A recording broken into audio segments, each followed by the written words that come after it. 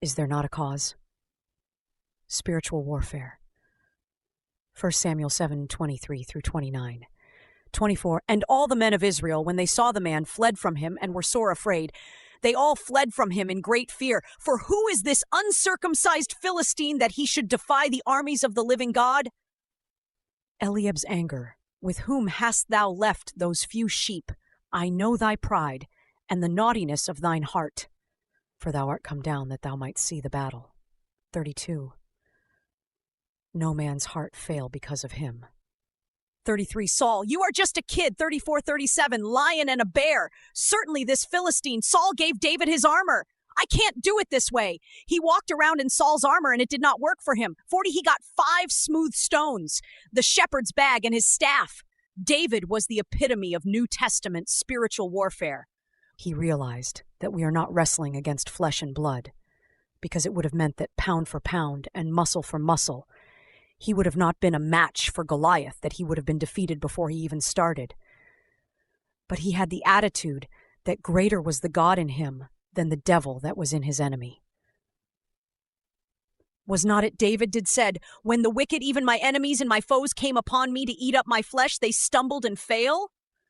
Well, this one stumbled and failed because he had a rocking in his head. He faced criticism. His brother Eliab, you need to go back and babysit the sheep. The king said, you're just a little kid. The giant said, am I a dog that thou comest to me with staves? And the Philistine cursed David by his gods. David's reply, thou comest to me with a sword and with a spear and with a shield, but I come to thee in the name of the Lord of hosts.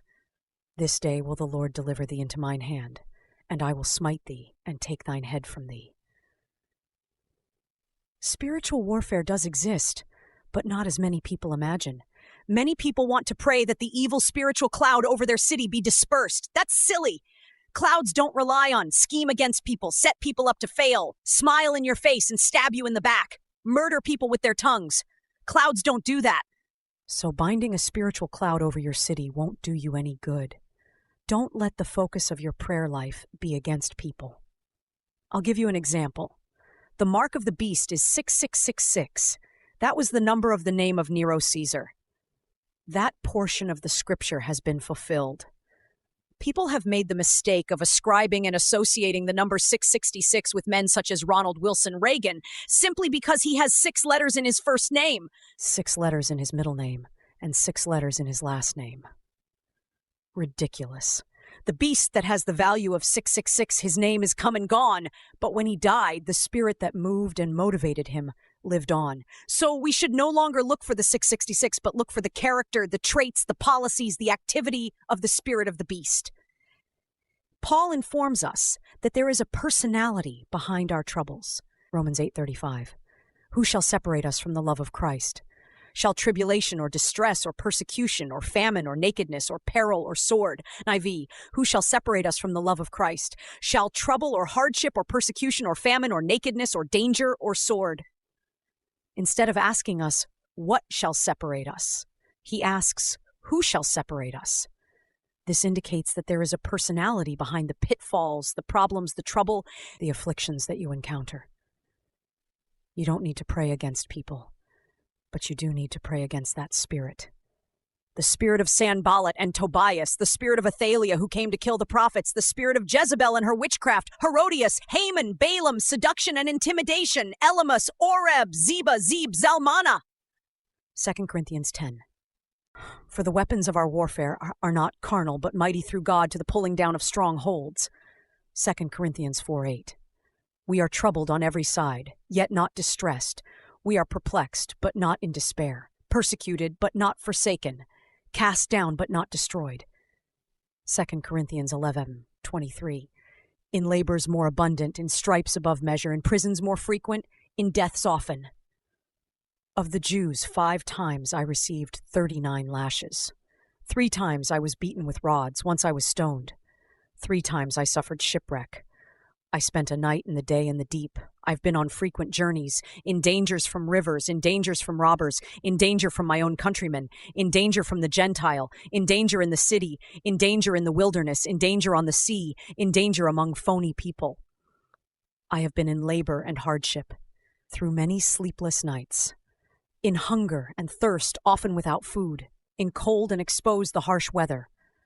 Apart from all of these external things, there are daily pressures on me concerning all the churches. I was let down in a basket through a window to escape my persecutors. When they left me for dead, I was caught up into the third heaven. I was caught up into paradise and heard unspeakable things, which a man is not permitted to speak. I have an abundance of revelations, yet I have a thorn in the flesh, the messenger of Satan, to beat me down. I take pleasure in infirmities, in reproaches, in necessities, in persecutions, in distresses for Christ's sake. We are troubled on every side, yet not distressed. We are perplexed, but not in despair. We are persecuted, but not forsaken. We are cast down, but not destroyed. What persecutions I endured, but out of them all the Lord delivered me. 1 Corinthians 4:11-13. Even unto this present hour we both hunger and thirst and are naked and are buffeted and have no certain dwelling place, and labor, working with our own hands. Being reviled we bless, being persecuted we suffer it, being defamed we entreat. We are made as the filth of the world, and are the offscouring of all things unto this day. Even now we go hungry and thirsty, and we don't have enough clothes to keep warm. We are often beaten and have no home. We work wearily with our own hands to earn our living. We bless those who curse us. We are patient with those who abuse us. We appeal gently when evil things are said about us. Yet we are treated like the world's garbage, like everybody's trash, right up to the present moment. Act 14:19. And there came thither certain Jews from Antioch and Iconium, who persuaded the people, and having stoned Paul, drew him out of the city, supposing he had been dead. 2 Corinthians 12:7. And lest I should be exalted above measure through the abundance of the revelations, there was given to me a thorn in the flesh, the messenger of Satan to buffet me, lest I should be exalted above measure. Therefore I take pleasure in infirmities, in reproaches, in necessities, in persecutions, in distresses for Christ's sake. For when I am weak, then am I strong. Matthew 5:11. Blessed are ye when men shall revile you and persecute you, and shall say all manner of evil against you falsely for my sake. Rejoice and be exceeding glad, for great is your reward in heaven. 2 Timothy 3:11. Persecutions, afflictions, which came unto me at Antioch, at Iconium, at Lystra,